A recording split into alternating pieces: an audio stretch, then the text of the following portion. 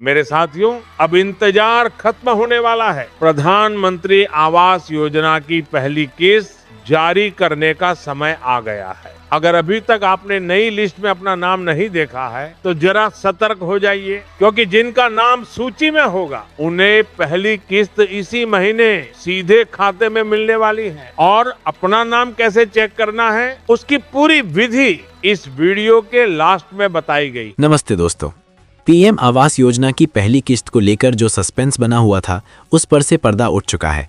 और अगर आपके बैंक खाते अभी तक खाली थे तो अपना मोबाइल चार्ज रखिए, क्योंकि सरकार ने फंड रिलीज का ग्रीन सिग्नल दे दिया है। और आज की इस वीडियो में मैं आपको ना केवल वो पक्की तारीख बताऊंगा, बल्कि लाइव पोर्टल का वो बड़ा सबूत भी दिखाऊंगा, जिससे साफ हो गया है कि पैसा कब क्रेडिट होगा। इसलिए वीडियो को बिना स्किप किए अंत तक देखें। और सबसे ज़रूरी बात यह है कि अगर आप खुद लिस्ट नहीं देख पा रहे हैं और चाहते हैं कि हम चेक करें, तो अभी के अभी बिना देरी किए कमेंट बॉक्स में अपने नाम के लिखें, ताकि हम तुरंत लिस्ट चेक करके आपको रिप्लाई दे सकें। और दोस्तों, आपको बता दें कि ग्रामीण विकास मंत्रालय ने वित्तीय वर्ष 2025 से 26 के लिए बजट का आवंटन शुरू कर दिया है, जिसके तहत उन लाखों परिवारों को प्राथमिकता दी जा रही है जिनका रजिस्ट्रेशन पिछले 6 महीने से आवास सॉफ्ट पोर्टल पर वेरीफाई तो हो चुका था, लेकिन टारगेट फिक्स ना होने के कारण उनकी पहली किस्त रुकी हुई थी। और अब खबर आ रही है कि आने वाले 10 से 15 दिनों के भीतर डीबीटी यानी डायरेक्ट बेनिफिट ट्रांसफर के माध्यम से 40,000 रुपये की पहली किस्त सीधे आपके आधार लिंक्ड बैंक खाते में भेजी जाएगी।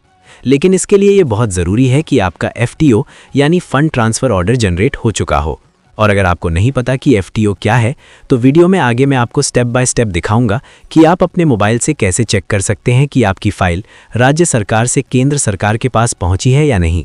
क्योंकि कई बार ऐसा होता है कि लाभार्थी का नाम लिस्ट में होता है, मगर जियो टैगिंग यानी घर की लोकेशन और पुराने घर की फ़ोटो साफ ना होने के कारण अधिकारी फ़ाइल रोक देते हैं। इसलिए आज हम आपको ये भी बताएंगे कि अगर आपका पैसा रुका हुआ है तो आपको ब्लॉक जाकर कौन सा फॉर्म भरना है और अपनी ग्राम पंचायत के सचिव से मिलकर कैसे अपनी प्रोफाइल को अपडेट कराना है। साथ ही दोस्तों, बहुत से लोगों के खाते में पैसा इसलिए नहीं आता क्योंकि उनका बैंक खाता NPCI से मैप नहीं होता है। तो आज हम लाइव डेमो में ये भी चेक करेंगे कि आपका खाता पैसा प्राप्त करने के लिए तैयार है या नहीं।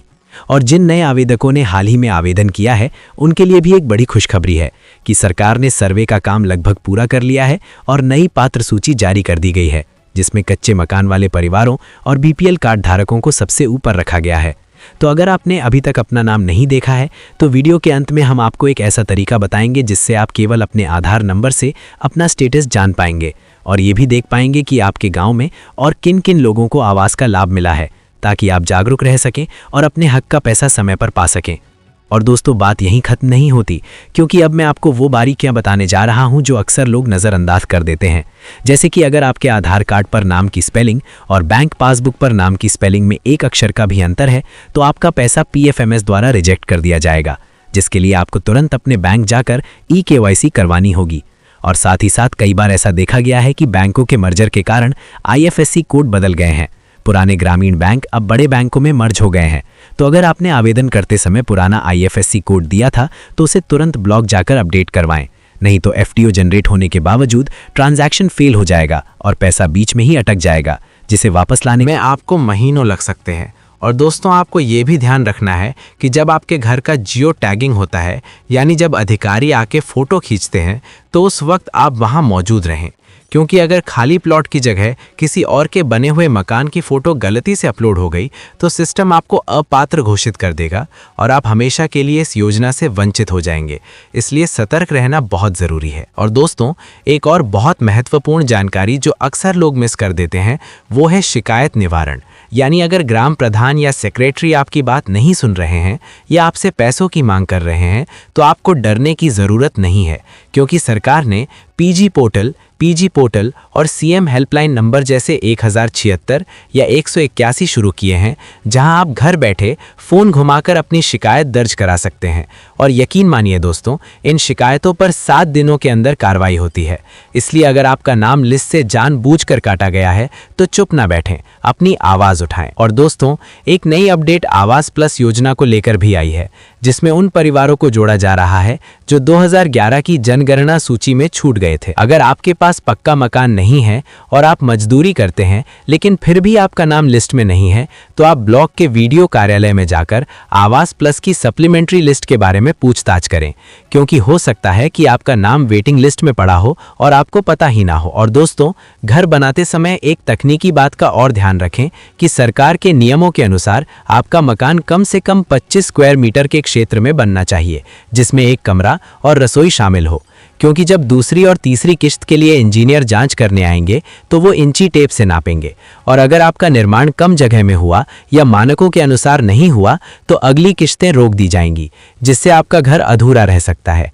इसलिए नींव खोदते समय ही मापदंडों का पालन करें। और दोस्तों, कई भाई बहन कमेंट में पूछते हैं कि क्या हम पुराने घर की रिपेयरिंग के लिए ये पैसा ले सकते हैं, तो मैं आपको साफ कर दूं कि ये योजना केवल नया घर बनाने के लिए है। अगर जांच में पाया गया कि आपने पुराने पक्के घर की फोटो लगाकर पैसा लिया है तो सरकार रिकवरी का नोटिस भेज सकती है और आपको ब्याज सहित पैसा लौटाना पड़ सकता है। इसलिए पूरी ईमानदारी से योजना का लाभ उठाएं। और दोस्तों, अगर आपके बैंक खाते के स्टेटस में अकाउंट रिमांड लिखा आ रहा है तो इसका मतलब है कि आपका खाता बहुत दिनों से बंद पड़ा है या उसमें लेन देन नहीं हुआ है, तो उसे तुरंत चालू करवाएं और उसमें कम से कम 100 या 500 रुपए जमा करें ताकि वो एक्टिव हो जाए और डीबीटी का पैसा ना फंसे। और साथ ही दोस्तों, इस बार के बजट में वित्त मंत्री ने आदिवासी क्षेत्रों और नक्सल प्रभावित क्षेत्रों के लिए अतिरिक्त फंड जारी किया है। तो अगर आप किसी क्षेत्र से आते हैं तो आपकी किश्त बाकियों से पहले आ सकती है।